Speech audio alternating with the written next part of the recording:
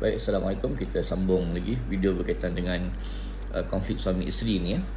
Kalau ikut sate selain daripada isu self esteem video semalam tu, faktor lain yang boleh menyebabkan berlakunya konflik ini juga adalah isu komunikasi yang tak kongruent ya.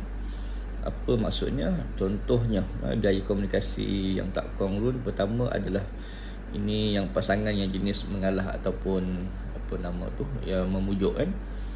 Ada pasangan bila bergaduh, tak kisah sama ada suami ataupun isteri, ada yang memilih untuk mengalah untuk mengelakkan pergaduhan. Bila gaduh dia kata tak apa bang, saya salah, ataupun okay, baik maaf sayang, abang salah. Nampak macam betul kan, macam bagus, satu sudut macam bagus ada yang mengalah kan.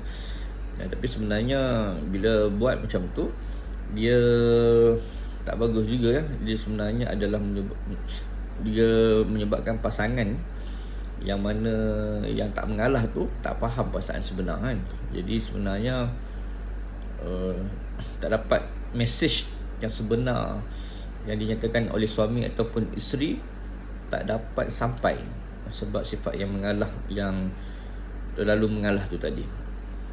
Dan kemudian dia berpanjangan, dan akhirnya bila benda tu tak selesai, kita tengok kan, biasanya kalau perempuan kalau yang sudah berkeluarga kan, asyik saya je yang mengalah. Dia mungkin kan, maksudnya dia reflect balik ataupun dia flashback, maksudnya tak selesai.